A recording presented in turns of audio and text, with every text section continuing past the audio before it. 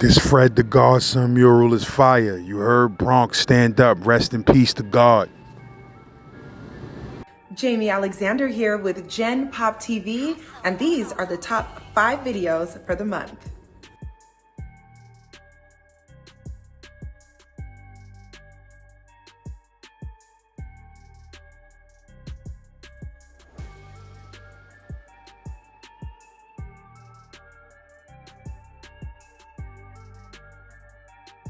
Ayo, LAZ, make sure you go to Insource TV and watch that Super Trife Lowlifes episode 2. You heard? The link is in the comment section.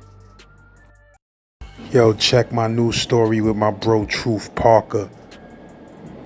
The new drug game was the mixtape game. Check that full story on my YouTube channel. st.laz. Broadcasted live from New York City. It's the hottest channel on these YouTube streets. The best jail stories and hood stories are here. Make sure you subscribe today. LAZ.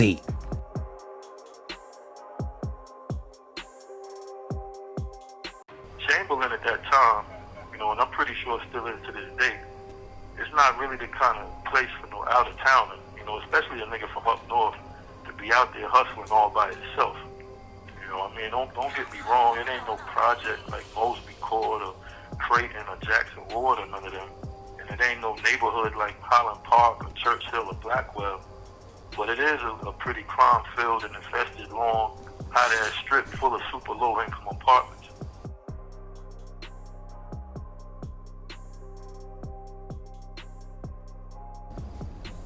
Alright, so, Alright, so check it out, man. I'm gonna tell a little story, man, about one of my homies, one of my good friends. He was known as Batman. I met him out here in VA back in like '97 on Chamberlain Avenue, where I was hustling at. And, he was originally from Queens, New York, Queensbridge to be exact. I want to say like the 40th or 41st side, if I remember correctly. But he was always a cool dude, real fly nigga, what I'm saying? Kept on nice clothes, latest kicks and Timbs, nice jewelry, the regular for a nigga out and about, getting to the street bread or whatever. And I happened to meet him through one of my other homeboys named Black Mike. And I think that man, he might have been messing with one of Black's cousins or some shit like that. But anyway, Black Mike, he would bring the nigga back through to one of my weed spots that I had on Chamberlain at the time so he could get his smoke. I didn't know it at the time, but that was kind of stationed further up the strip, down the block, where he was pumping crack out of a fiend's apartment. And, Black Mike, he happened to be getting a little work from him. So that, he was looking for somebody that he could rely on, that was close by to get his trees from on the regular, because he liked to smoke good bud and all that. So I guess, Black Mike, he kind of felt it was in his best interest to make the connection. So anyway, that's how we met. And from there, me and Bat, we actually wound up becoming good friends. We even wound up partnering up on a lot of shit down the line. But I'm going to get to all that in a second. One thing I do want to mention, though, is that, at this particular time, especially in Richmond, and I'm pretty sure it was probably the same out in Norfolk in the 757 area too, as it was in other parts of the states. But it was a lot of guys coming from up top, from New York, Jersey, Philly, and niggas would set up shop, almost anywhere where they thought they could make a few dollars pushing their work. And whether that was weed, coke, crack, dope, whatever. Biggie said it best, man, when he said the dimes go for 20s down south. That nigga wasn't lying.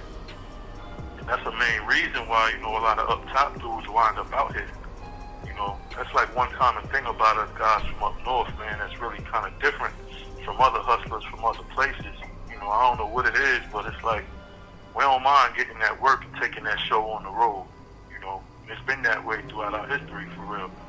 I can't even count how many niggas I know and know of that left the town, or they block a project just to go hustle somewhere out of town, cake up, and then come do it all over again. You know, it's got to be something that like runs through our veins or some shit, something somewhere etched in our brains that tells us and lets us know like, yo, it's alright to go travel out of town. You know, I can go make a killing at such and such place, or, you know, fuck the hood. I'm gonna just go out west or down south or whatever and get this paper where don't nobody know me. I'm gonna get it in, get mines, and then, you know, get out of there before it gets too hot. And then, you know, I mean, sometimes it does get too hot. Shit happens. Like, nigga might have to lay a nigga down to show you ain't playing or taking no shit. Or in a lot of cases, you know, a nigga might wind up getting laid down himself in the process. You know, it's sad, but I done lost count of how many up north dudes done got bodied out in Richmond while I was out there between like the years of 96 to 2000. And, you know, that's not to say that we ain't body our fair share of niggas too. You know, I mean, I'm a prime example of that. But, like, how many niggas you know from New York and Jersey that's locked up somewhere out in the West Bubblefuck, you know, doing football numbers, hustling and busting off their ratchets over some paper or some other nonsense. You know, the numbers are staggering when you think about it. And I'm sure anybody listening to this knows a few. You know, and it's pretty much the same everywhere else we go to, happen to open up shop. I know, you know, quite a few niggas personally who went out to spots like Atlanta or Miami or the Carolinas, Tennessee, Maryland, other places like that. You know, trying to be the illest nigga in Nebraska, you know, on some belly shit, and then don't make it home. You know, that shit is way too real. And let's not forget the fact that a lot of times, you know, we could wind up beefing with each other over bullshit. You know, I done had that happen a few times too. Anyhow, though, you know, like I said, this nigga Batman, he was out there solo when I met him, you know, running his own little operation. And from what I could tell, you know, he was doing all right for himself. And like I said, I kind of took a liking to him. You know, he was a couple years older than me, but we had a lot more in common besides the fact that we was both just from up top, down here in VA, trying to get to the paper, you know, and just so happened to be on the same strip hustling. So like I said, you know, it started with him just being an everyday weed customer, which in turn kind of led to me getting a few ratchets for him, you know, which in turn kind of led to him coming through, you know, in his leisure time, just chilling with me and the crew that I had around me at the time, which mostly kind of consisted of other dudes from up top and a couple dudes that I grew up with that I brought down from Jersey. Long story short, you know, we accepted back into the fold, you know, and he kind of became a part of our little circle. So, now, as I said, you know, he was pumping crack at the time, you know. I was selling weed and hammers, so it really wasn't no conflict of interest at first. You know, we was both getting to two different sets of money, you know, but not long after that, you know, he actually started trying to slide some of my people's packs to push for him. Now, that I had a problem with. You know, it wasn't because my peeps wanted to start pushing other shit for themselves, you know, that wasn't the issue. The problem was, they was trying to push it out of some of the spots that I had already established for them to pump trees out of. So now they got a whole different clientele coming to my spots, all kind of crazy hours and more frequent throughout the days. You know, known fiends from the area that don't really know how to act or be discreet, don't really care for real. You know, basically what I'm saying is the crack brought a whole lot of unwanted attention to my, you know, up until this point, quiet and incognito weed spots. Basically making this shit a little hotter than I would have liked it to be. So I wound up giving Bat an ultimatum, you know, and telling him like, look, you either gonna have to establish your own spots to have niggas pumping out of, or we was gonna have to like go in together and get a separate spot for my peeps. And at that point, you know, I would need to join in the operation and we just run a spot together. So he liked that idea, you know, and that's the option he chose. So we wound up going into business together at that point. Now, we actually wound up getting an apartment, you know, in the very same set of apartments that I had my little chill spot / stash house in. You know, it was actually straight right across the parking lot, you know, on the direct opposite side. So we could be in my spot chilling or bagging up or whatever and have a clear view, you know, of what's going on in the new established spot, who was coming and who was going. You know, it was perfect. So now I'm going in with that, you know, and I'm matching the bread that he's spending on his work. And we get double what he would normally get for himself, you know, which really wasn't no more than like 3 or 4 ounces at the time. So now we're getting like 6 or 8 or whatever, which in turn, you know, made his price a little cheaper. And then, you know, the packs will kind of get bigger from there as time went on.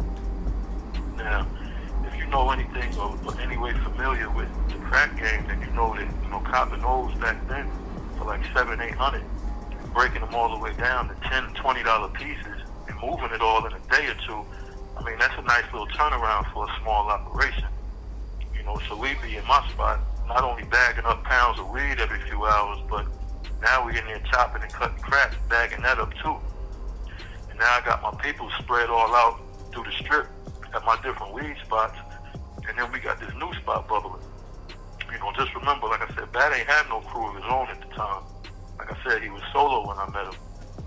Which, let me say this too, that kind of showed a lot of heart and was actually kind of commendable in certain ways, because Chamberlain at that time, you know, and I'm pretty sure still is to this day, it's not really the kind of place for no out-of-towner, you know, especially a nigga from up north to be out there hustling all by itself. You know, I mean, don't get me wrong, it ain't no project like Mosby Court or Creighton or Jackson Ward or none of them. And it ain't no neighborhood like Highland Park or Churchill or Blackwell. But it is a pretty crime-filled and infested, long, hot-ass strip full of super low-income apartments. You know, plenty drug users and abusers, prostitutes, and a whole lot of drug spots. And there's absolutely no shortage of stick-up dudes and other crews and niggas out there too. Gun popping and bodies dropping on the regular. I mean, that's a fact. Anyway, so, you know, me and Bat, we got tighter. My crew, he also became cool with too. And in turn, he would wind up handling, my crew would wind up handling certain things for him, like little small beefs or whatever, or collecting a debt or something like that. Even just to show a little show of force for whatever reason, if that was needed. You know, shit like that. And everybody was eating good. You know, shit was real smooth. So as time moved on, you know, we would basically outgrow spots, or they would just get too hot. We'd have to move out and get another one. You know, out on Chamberlain, you couldn't really pump out of the same spot for really long periods of time without drawing a lot of attention to yourself. And neither of us really liked, you know, that kind of attention, so we would move around a lot up and down the strip, probably like every 3 or 4 months or so, give or take. Now, as I said earlier, you know, that was the type of nigga that could fly, you know, really dress nice. He wasn't really into buying cars or nothing like that, because he would really just spend most of his time hustling on foot and staying on Chamberlain, you know, going from spot to spot every day, checking in on his paper. And then if it was any, you know, ever real need for him to use a vehicle, he would just get a fiend's car, you know, whenever he needed to. Or he would drive the car or whatever chick he was dealing with at the time. Needless to say, you know, when you did see him driving, it was always in something different. You know, you never really seen him in the same car more than twice. Now me, I always had something flashy and nice to drive. You know, I had quite a few Benzes, a Jaguar, I even had a Navigator at one point, and a few other toys, you know, all custom and accessorized too. Plus, you know, I traveled up and down 95 frequently, back up north, you know, and I didn't live out there on Chamberlain at that time either. You know, I stayed out in the county where I had a house, you know, and I would just come to the strip every day to hustle and all that, wreak havoc, and then go back home whenever I felt like it. So I can remember times when, you know, I would come to the strip and Bat would be talking about wanting to go out to the mall or whatever to grab some new gear, some kicks or some shit like that. So, you know, I come scoop him up and we head out. Now, I'm the type of dude, man, and I've always been like this too. You know, if I see something I like and I want, I buy it. You know, no ifs, ands, buts about it. If I ain't got enough on me at the time, I'm gonna either go back home and get enough for it, come back later, or, you know, I'm gonna just figure out a plan to do what it was I needed to do to get the bread, execute that, come back, get whatever it was I had my eyes on. Anyway, when I used to take this nigga to the mall, you know, I'd start buying shit, accumulating bags or whatever. This dude, he would buy shit and then leave whatever he came in with right there in the store, like he ain't want it no more. What I mean is, like for example, if he see a pair of sneakers he wanted, he get his size, you know, pay for them, and then put the joints on right there. Leave whatever kicks that was already on his feet in the box, right there in the store. If he go into, like, say Macy's, for example, and see an outfit he like, he pay for it, you know, and then he'd go to the dressing room and put it on. Leave whatever clothes he already had on right there in the dressing room. same thing with coats, jackets, anything else he would buy. That's just how he did. You know, he always said he liked to travel light. And I guess, you know, in certain aspects, I guess he always kept the mind state as if he could just bounce and go back home to Queens, you know, at any given time. This wasn't really a permanent spot for him. You know, he wasn't really here for the long run. You know, it wasn't like he was out here trying to buy no house or raise no family or nothing like that.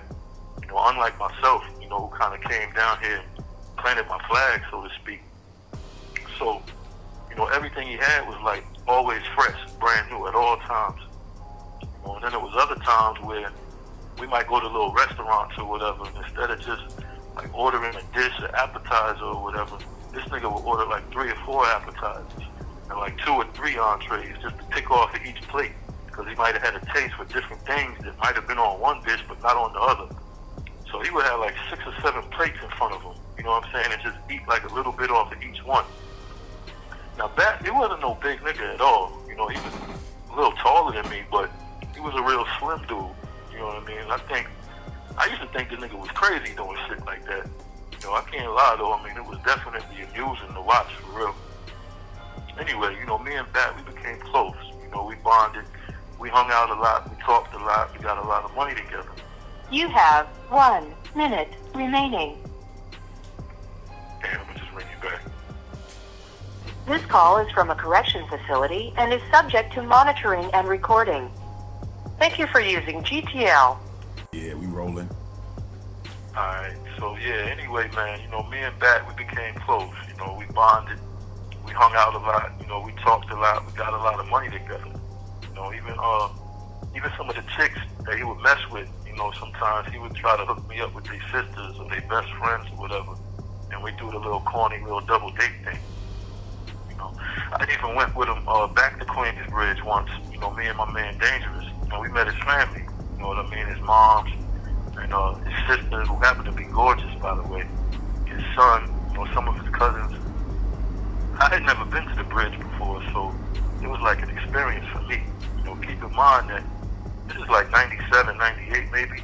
You know, Mobb Deep, Nas, Cormega, Nature, they was all in their primes at the time, you know, and they was all at the top of their game. So everyone in the world is hearing the stories about Queensbridge from their rhymes, you know.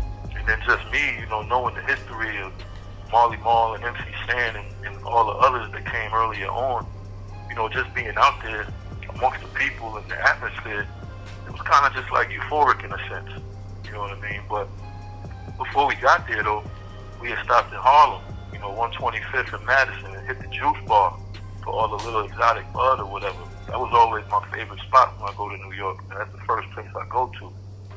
So back in Queens, you know, we outside in the courtyard or whatever on one of the park benches outside of Bat's building. And we just chilling, you know, smoking and joking and all that. Nas' brother, Jungle, he was out there. The nigga Big Noise, he was out there. Godfather Part 3 from Mobb Deep, he was out there too. He was actually trying to get us to buy some weed from him. And even though we already had all the fire, you know, and all flavors from the juice bar, I wound up copping a few bags from him anyway, you know, just to say I did. I ain't gonna front. I was probably fanning out a little bit in that moment for whatever reason. Anyway, you know, back in VA,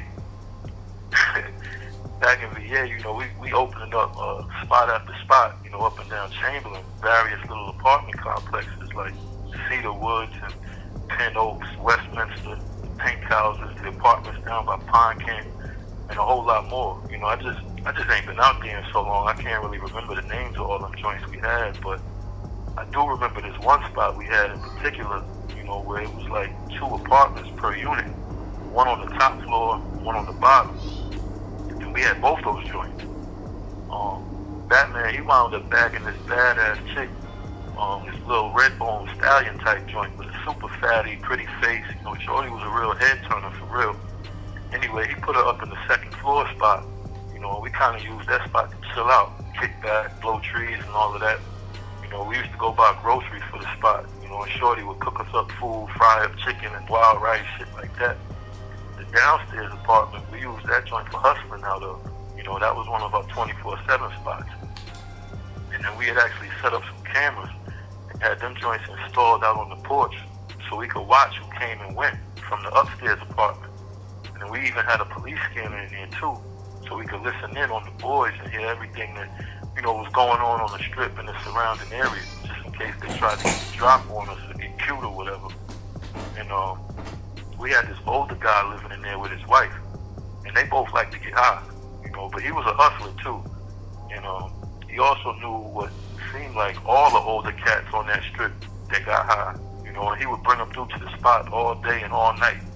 So even if we decided to like step away for a little while for whatever reasons, dude, he was able to keep the spot jumping and the money straight. So we happened to be pumping crack and weed out of that joint at that time, running anywhere from like 2 or 3 O's of the hard and 10s and 20s, and anywhere from like a half a pound to a pound of smoke in dime bags every day, like clockwork. And that was just that spot. We definitely had a few others at the time too. And we did actually wind up having an issue there one time too. And wouldn't you know, it was with another nigga from New York, trying to move in on the real estate. He kind of crept in under our nose too, because nobody even really seen him move in. We just wound up noticing a little traffic coming in and out of his apartment regularly. And it wasn't hard to figure out at that time what he was up to. So, and then actually one of our regulars, they kind of verified it for me, and they told me that he was definitely pumping out of there, and he had one dude that was working for him. And it's crazy because they had built like this little makeshift walk-in closet type setup where, a customer would ring a bell and walk into the apartment, but actually not really be in the apartment. They would be inside this little closet type space that dude built behind the front door. And that's how he would serve his customers. So they weren't like out in the open hallway or outside in plain view. It kind of looked as if they went inside his apartment, but they wouldn't actually be in the apartment. You see what I'm saying? And then he would serve them, through like a little mail slot. This shit was kind of slick for real. I mean, some real up top shit. Anyhow, my first reaction to the situation was to protect the real estate that me and Bat had established there. So my initial instinct was to crush the nigga, and move him out by force. Whatever happens, just happens. That's kind of how I did things at that particular point in my life anyway. I always felt like extreme violence and aggression was like the start all, end all to any type of opposition. And I ain't never had a problem putting in no kind of work. Plus, I had a whole team of niggas with me at the time too that would pop off whenever I gave them the word. Some of them, they would even pop off if they just thought that's what I wanted them to do. Plus, I had possession and access to probably just about any kind of firearm you could possibly wrap your mind around and think of at that time too. So going to war was nothing to me, like second nature. And then, too, in my mind, for real, that was just a major part of running this type of business. So basically what I'm saying is, it would have been nothing to apply force and get this nigga off the property pronto. Now Batman, on the other hand, he was way more diplomatic and political in a sense of, like, if he could negotiate or persuade somebody with just words without showing aggression, that's what he would do.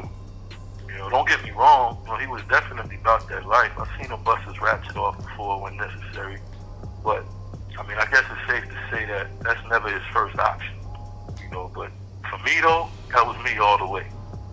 Anyhow, what wound up happening was, Bat had a face-to-face with Homeboy. And somehow let him know what the situation was and what it could be. And I guess he kind of offered him a pass if he agreed to start getting his work from us. Now, somehow or another, Bat took the nigga's worker too and had him working out of one of our other spots a few blocks away.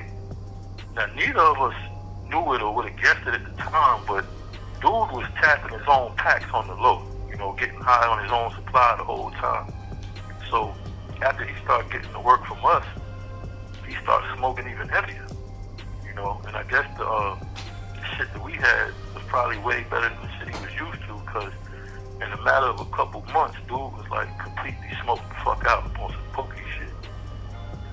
He was like a whole nother nigga, man. Lost his swag, he couldn't hustle, he was broke. He was just another person, man, other than the dude that we had originally met. So as it turns out, he wound up closing up shop and bouncing, and we ain't see the nigga no more. And his worker, he actually stayed behind, and he kept working for Bat for a while. And I always would tell him, man, I always commended him on that chess move. You know, whether he did it on purpose or whether it was by accident, either way, you know, that was a hell of a way to drive out your competition. And he was smart like that. You know, I learned a few things from him. You know what I mean? Anyway, I wound up meeting Bats Connect after a few months. And, you know, not to my surprise, this was a New York nigga too, Brooklyn nigga as a matter of fact. And he had a team of dudes as well, all from different parts of New York, Bronx, Harlem, Queens, and every one of them was getting paper, you know. Now, I ain't gonna reveal the nigga name, because that's just not my style, but ultimately, you know, this would be the nigga who would turn into a confidential informant years down the line and get me jammed up on the case I'm in here for now. Anyway, after meeting this dude, you know, and becoming acquainted with the rest of his team, I kind of realized at that point, that wasn't exactly just down here alone, like I thought. He actually did have a team of niggas all alone. He just so happened to be off by himself, you know, on Chamberlain doing his own thing and not in the mix with everybody else. But those was his people.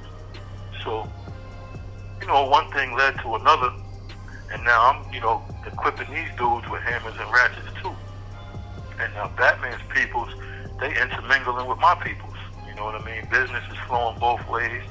Niggas is kind of forming one big ass unit, so to speak, of up north dudes just getting paper out here in Richmond. So, you know, we hanging out, we out and about around the city, hitting up the clubs, the after hour spots sometimes. You know, we getting together, we watching the Super Bowl and the big fights at the Connect's crib. You know, we even took a trip out one time to Virginia Beach. We rented out a couple suites, you know, popping champagne bottles, riding scooters through the middle of the street, acting a fool. I even had a few more of my people from Jersey actually come down specifically for this trip. You know, so I don't know if you could picture like 15, 20 up top niggas, you know, ripping and running up and down the streets and on the boardwalks on scooters and shit, chasing girls, doing all the shit niggas like to do when they getting fast money. You know, having fun and blowing paper without a care in the world. That shit was sweet. That is until it wasn't no more. You know, what I mean is, there came a time when it seemed like a whole chain of events took place that kind of brought all the shit we was doing to a screeching halt. And one of those events, you know, which I always speak of, was my man Dangerous getting killed and all the events that followed that.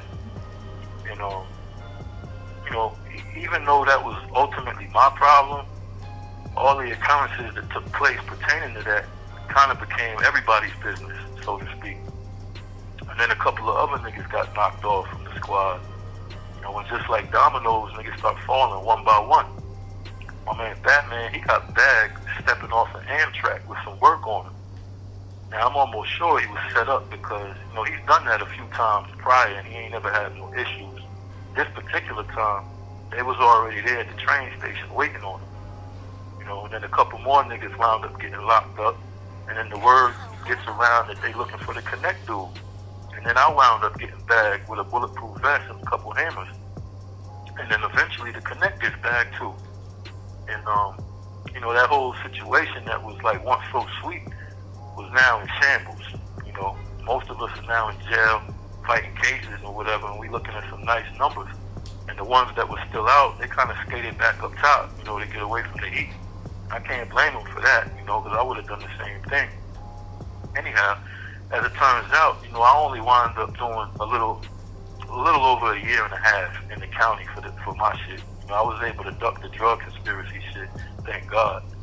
That, he wound up getting a nickel. You know, and the Connect dude, he wound up with a dime, I think. And all the other dudes, they got between like 7 to 8 years.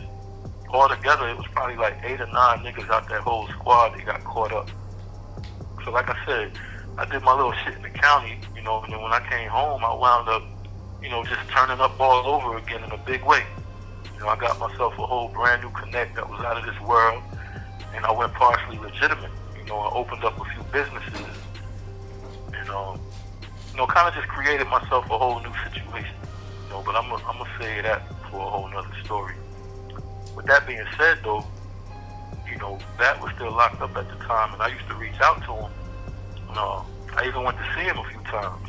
You know, I actually went to Jersey one time and picked up one of his shorties that he was crazy about and dealing with.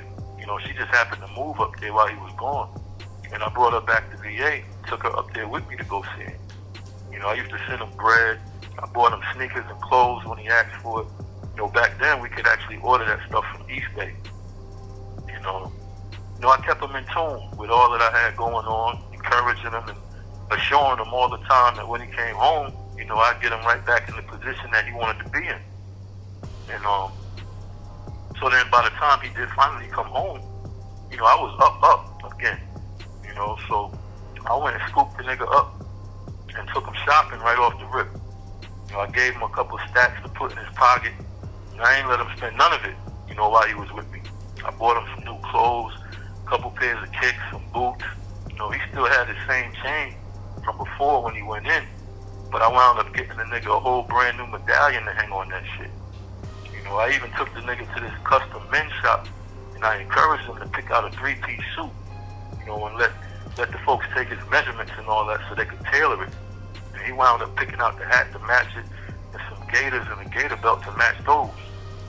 He didn't even know, why I was getting him a suit. He thought I had just gotten on some other type Don Juan shit since he been gone, but nah, the real reason was I had already planned a nigga welcome home party, and the suit was for that. I already had the private spot rented, the DJ, the bar, the liquor, strippers, all of that. I had already gave out all the special invite passes to all our people to get in. Only our closest or close friends and family and associates was invited. And that shit was a turn up for real. I mean, monumental would have been an understatement. And everybody came out for it too. It was me, that, my man Big OG Ron, my man D, Big A, basically my whole team, and everybody was dressed to the nines. Tailored suits, linens, gaiters, nothing less. Plenty of Moet bottles was getting popped, Hennessy, Grey Goose, Bacardi was flowing everywhere. The bartender girls for the night, they was damn near ass naked. I mean, you could barely tell the difference between them and the strippers. That shit was so lit that towards the end of the night, it was so much money on the floor and being tossed around that some of the regular chicks that came started stripping for them too. That shit was wild. It was a couple guys in there. I ain't gonna front, I kind of felt sorry for them because they was with their girlfriends, but shit, man, even those chicks start taking it all off and busting it wide open for a nigga. I ain't never seen nothing like it. Mind you, this was like over 20 years ago we was doing this shit. You know what I mean? Like, I be seeing these prison magazines and pictures nowadays of what be going on in these strip clubs and parties, and I just get to thinking to myself, like, damn, we was doing that shit a long time ago. And the only thing I regret, though, the only thing I regret was not having a cameraman to capture those moments. But truth be told, I know all those moments gonna forever be engraved in a nigga mind. And anybody that was there, they gonna forever remember that party. Probably still talk about it to this very day, and will still talk about it for years to come. That's a fact. Anyway, that's how we celebrated Batman's return to the streets. That shit was epic. And he actually wound up staying in VA for a little while after that. And then he eventually made his way back to New York. Then it wasn't too much later when all that crazy shit jumped off with me and my store and the gun store heist and me going on the run and all of that. So we kind of lost contact through all the ripping and running and ducking and dodging I was doing at that time. He stopped reaching out to me. And I guess I probably ain't really had many reasons to be reaching out to him either at that time. So we kind of just fell out of touch. I wish we didn't, though. I say all of that because later on down the line, it will be his man, his old connect, that would eventually be the one to set me up for this fall I took and why I'm even still in prison today. And it's crazy because, according to all my legal documentation, the connect dude was really trying to pin Batman to the wall and bury him, not me. It just so happened that I took it all on the chin, no homo. Took that shit like the man I am and always will be, solid. And to be honest, I don't know if they had some type of hostility or animosity towards each other from the case that they caught earlier, or what. I have no idea. Actually, I do have a little insight on it because some of that stuff was in my paperwork, but I definitely say that and talk about that in another story. And that's not to say, that I was innocent at all, because I definitely wasn't, but like I said, I probably did fall in the lines of being some kind of collateral damage, between Bat and his mans and whatever animosity or jealousy that they held between each other. And then on top of all that, man, would you believe that throughout this whole bid, all these years, I haven't gotten a single message, man, or heard a single peep from the nigga Bat. It just makes me wonder sometimes about the friendships we cultivate and have and build, and how they can sometimes just cease to exist over time for whatever reasons. And that's with anybody, but that's life. That's usually how it goes. So anyway, man, the moral to the story is, and this is probably one of the realest, truest, factual statements I've probably given y'all, man, in all these episodes I've done so far. And that's just, don't ever expect for somebody to do for you what you would do for them. That's real talk. I'm gonna just end it off like that, man. As always, shout out to you, lads. You already know what it is. Keep putting out that fire and that heat in the streets. I know all the real niggas appreciate what you're doing. All the spectators, I know they love to watch, listen, and learn about this street and prison shit without having to go outside in them. Who would have ever thought the stories of my life would be so entertaining for y'all? Let's just make sure all the views and likes transition into some book sales when I drop that, you know what I'm saying? For now, though, just check out my podcast, Truth Beyond These Walls. It's on all the music streaming platforms. And holla at me on the gram, Truth Beyond These Walls. You know what? Shout out to the Batman, too. Only God knows at this point how long it's been since I heard from you. I hope life treating you good and all that, wherever you are. Anyway, this your man Truth, man. Black Mob Ties, OAP General, Jersey to VA. You already know. I'm out of here. One. Hey, yo, make sure y'all check out that Truth Beyond These Walls podcast. You heard? This Fred the Godson mural is fire. You heard? Bronx, stand up. Rest in peace to God. Jamie Alexander here with Gen Pop TV, and these are the top 5 videos for the month.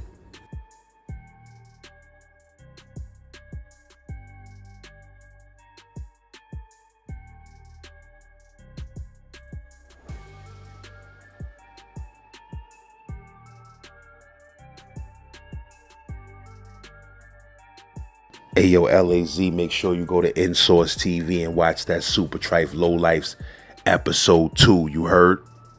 The link is in the comment section. Yo, check my new story with my bro Truth Parker. The new drug game was the mixtape game. Check that full story on my YouTube channel, st.laz.